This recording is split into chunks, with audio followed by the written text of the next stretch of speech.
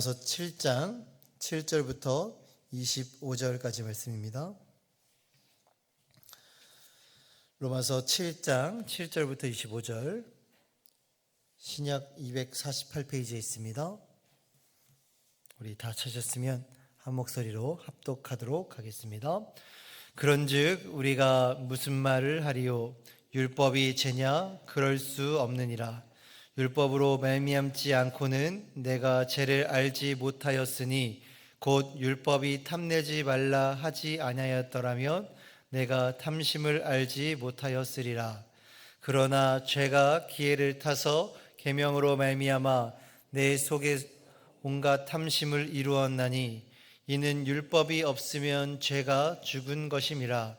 전에 율법을 깨닫지 못했을 때에는 내가 살았더니 계명이 이름에 죄는 살아나고 나는 죽었도다. 생명에 이르게 할 그 계명이 내게 대하여 도리어 사망에 이르게 하는 것이 되었도다. 죄가 기회를 타서 계명으로 말미암아 나를 속이고 그것으로 나를 죽였는지라. 이로 보건대 율법은 거룩하고 계명도 거룩하고 의로우며 선하도다. 그런즉 선한 것이 내게 사망이 되었느냐? 그럴 수 없느니라. 오직 죄가 죄로 드러나기 위하여 선한 그것으로 말미암아 나를 죽게 만들었으니 이는 계명으로 말미암아 죄로 심히 죄되게 하려 함이라. 우리가 율법은 신령한 줄 알거니와 나는 육신에 속하여 죄 아래에 팔렸도다. 내가 행하는 것을 내가 알지 못하노니 곧 내가 원하는 것은 행하지 아니하고 도리어 미워하는 것을 행함이라. 만일 내가 원하지 아니하는 그것을 행하면 내가 이로써 율법이 선한 것을 시인하노니 이제는 그것을 행하는 자가 내가 아니오 내 속에 거하는 죄니라. 내 속 곧 내 육신에 속한 선한 것이 거하지 아니하는 줄을 아노니 원함은 내게 있으나 선을 행하는 것은 없노라. 내가 원하는 바 선은 행하지 아니하고 도리어 원하지 아니하는 바 악을 행하는도다. 만일 내가 원하지 아니하는 그것을 하면 이를 행하는 자는 내가 아니오 내 속에 거하는 죄니라.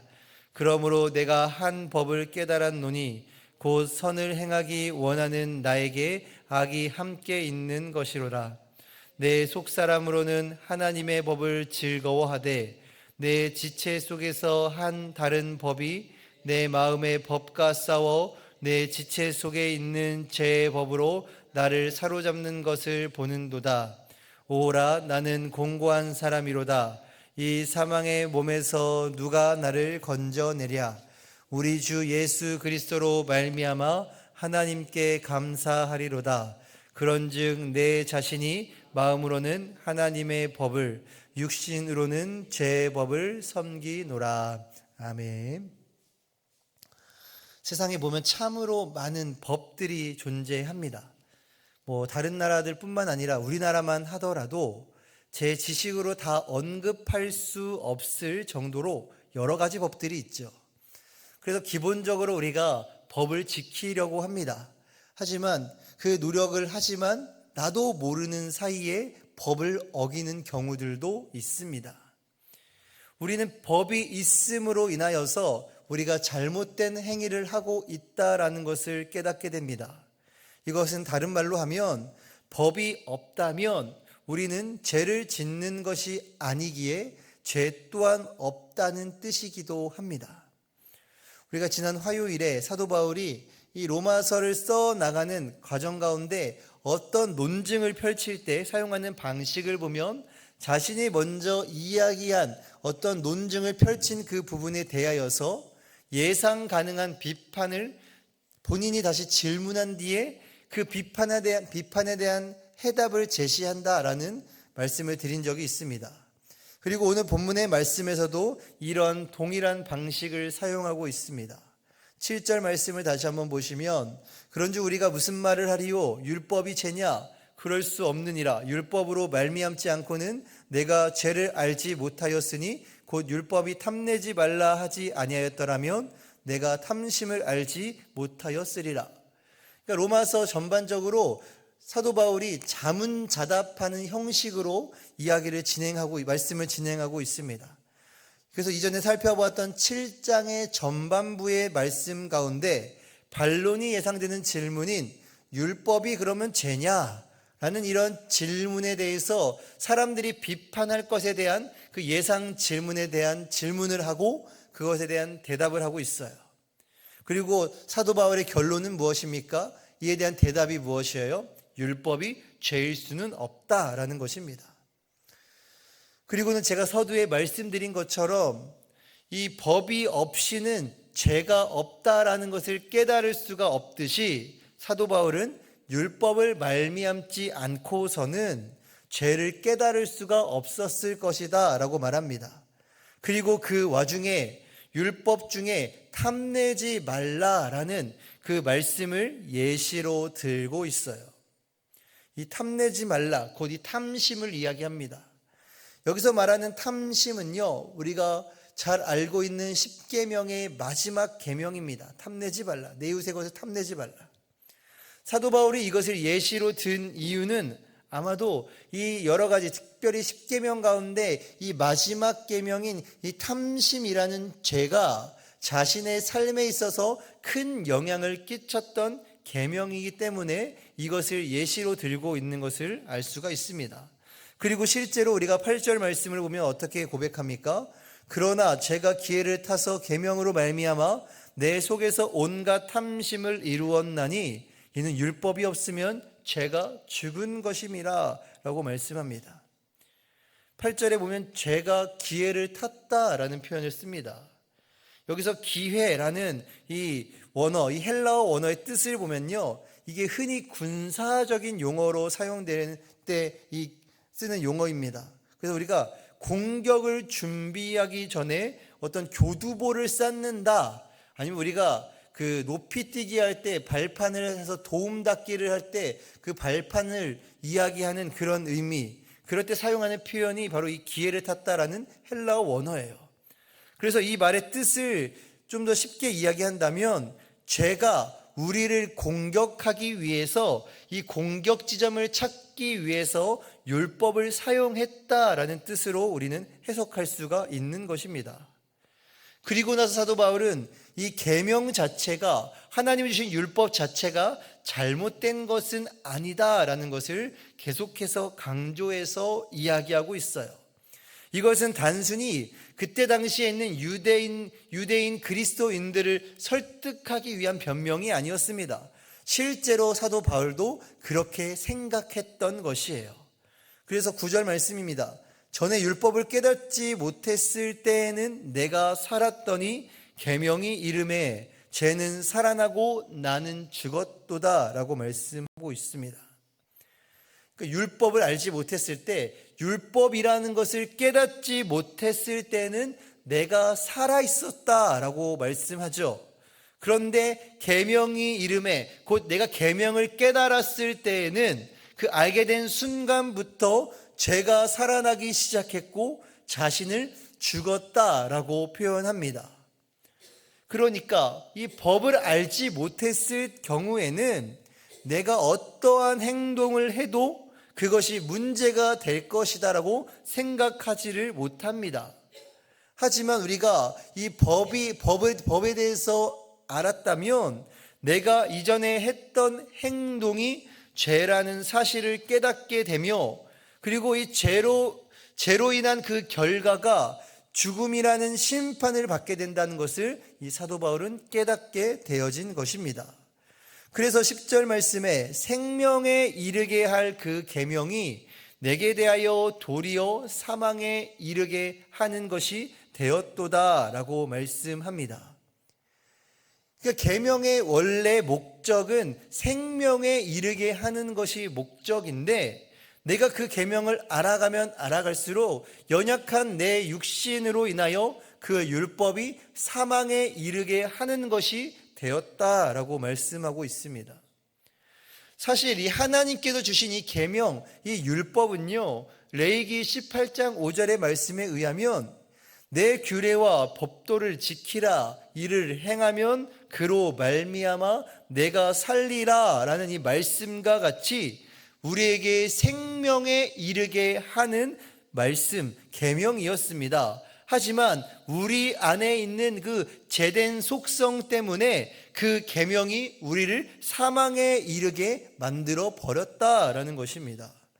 11절 말씀입니다. 죄가 기회를 타서 계명으로 말미암아 나를 속이고 그것으로 나를 죽였는지라 라고 말씀합니다. 여기서도 다시 한번 죄가 기회를 탔다라고 말씀하고 있죠.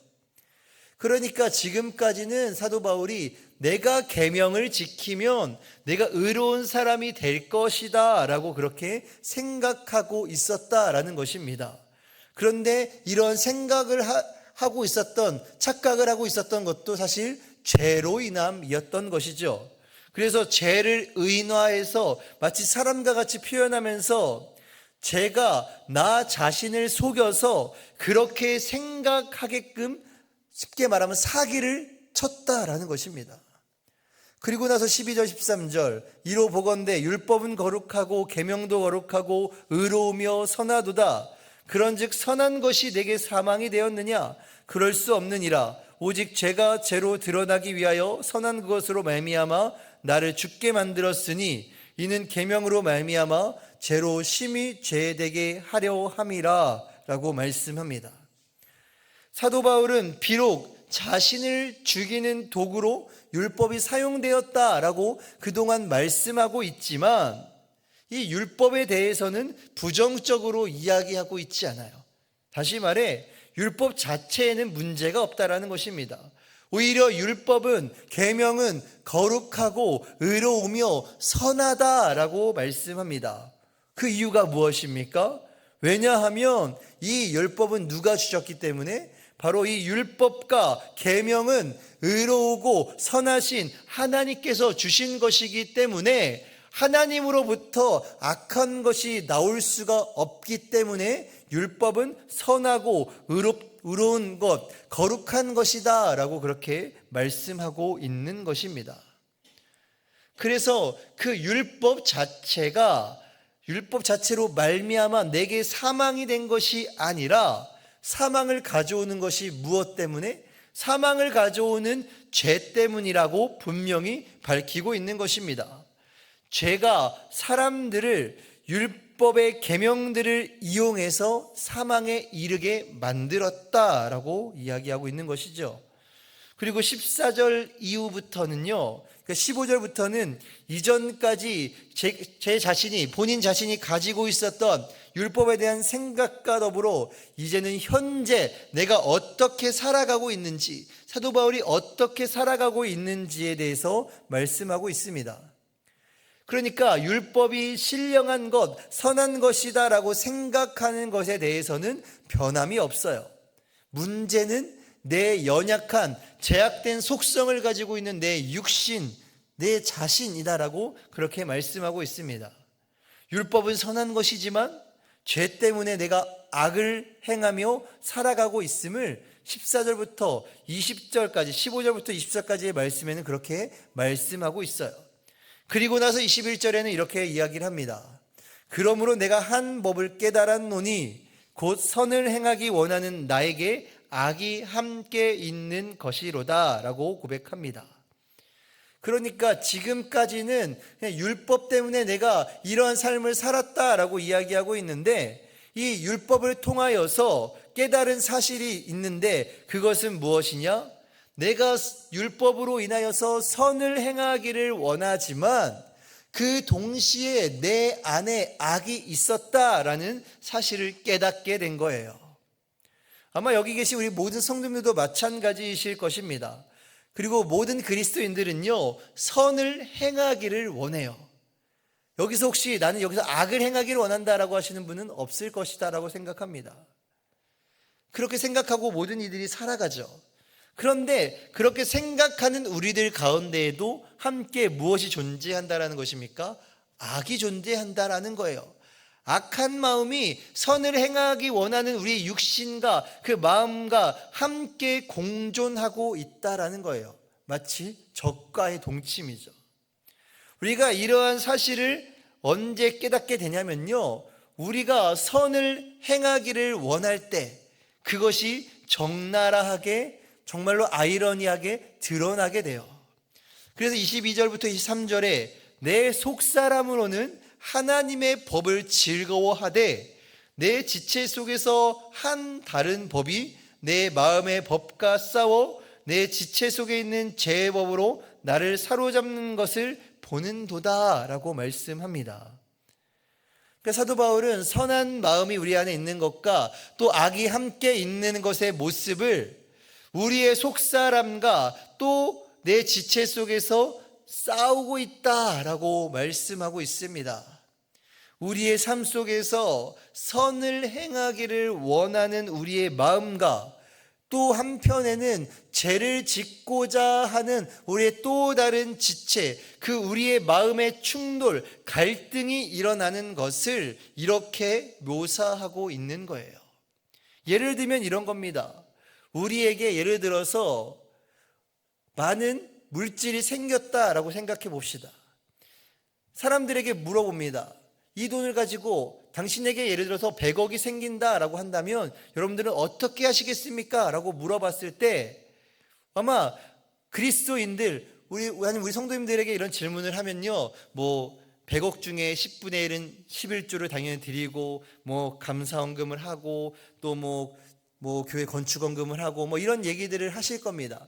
그런데 그 외에 우리가 그 나머지 물질을 어떻게 쓸까라고 고민을 할 때에는요, 누군가를 도와주고 하는 이면에는 내 자신을 위해서 써야지라는 생각을 하지 않는 분은 없을 거예요. 이것이 악하다라고까지는 이야기할 수 없겠지만 그만큼 우리의 마음 가운데는 내 자신을 위한 것들, 이기적인 마음과 그리고 누군가를 도와주고 교회를 위해 헌금하겠다고 하는 그런 마음들이 동시에 공존하고 있는 것, 이것이 바로 우리 마음 가운데 선한 것과 그리고 악한 법이 충돌하고 있는 단적인 예다라고 말씀드릴 수 있을 것입니다. 그래서 24절에 사도 바울은 이렇게 고백하죠. 오라, 나는 곤고한 사람이로다.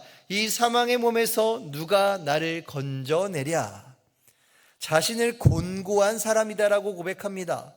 선을 행하기를 원하지만, 내 마음 가운데 선을 행하기를 원하지만 충돌이 일어날 수밖에 없는, 내 마음 가운데에서 충돌이 일어날 수밖에 없는 연약한 존재임을 스스로가 인정하고 있는 거예요. 그리고 나서 이러한 이 연약한 공고한 우리를 이 사망의 몸에서 건져주실 분이 누구시냐? 그것을 25절에 이렇게 소개합니다. 우리 주 예수 그리스도로 말미암아 하나님께 감사하리로다. 그런즉 내 자신이 마음으로는 하나님의 법을, 육신으로는 죄의 법을 섬기노라 라고 말씀합니다.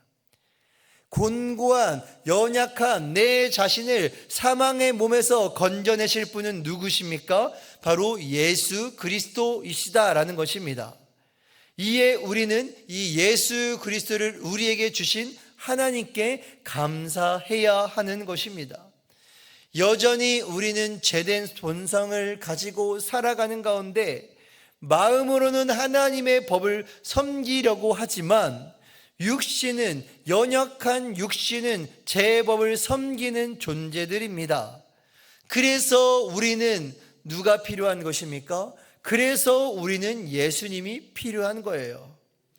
이 땅에서의 삶이 끝나는 그날에 죄의 법을 섬기는 육신으로부터 자유케 될 때에 우리는 진정한 승리를 경험하게 될 것입니다.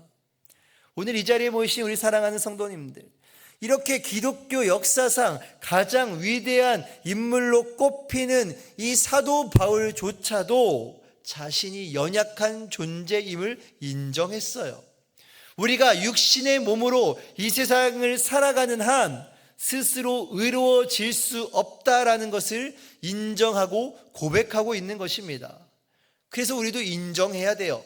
인정하기 싫겠지만 인정해야 합니다. 우리는 의로울 수 없다. 우리 스스로, 우리의 행위로, 우리 어떤 것으로 스스로는 의로울 수 없다라는 사실을 인정해야 돼요. 그렇게 인정할 때에 동시에 우리가 연약하고 부족하기 때문에 주님이 필요합니다. 예수님이 필요합니다. 라고 고백할 수 있어야 하는 것입니다.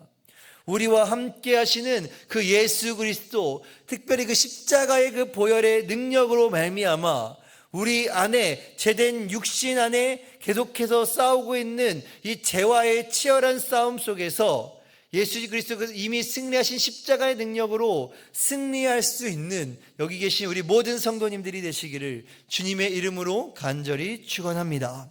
기도하겠습니다. 하나님, 우리의 육신은 연약하며 늘 넘어지기 쉬운 존재들입니다. 그래서 우리 예수님께 도움을 구합니다. 우리를 죄에서 건지시리, 우리를 사망에서 생명으로 살려주실 이는 오직 예수 그리스도밖에 없음을 인정하며 고백하며 살아갈 수 있는 우리 모두가 되게 하여 주시옵소서. 감사드리며 예수님의 이름으로 기도드립니다. 아멘. 우리 시간 함께 합시다.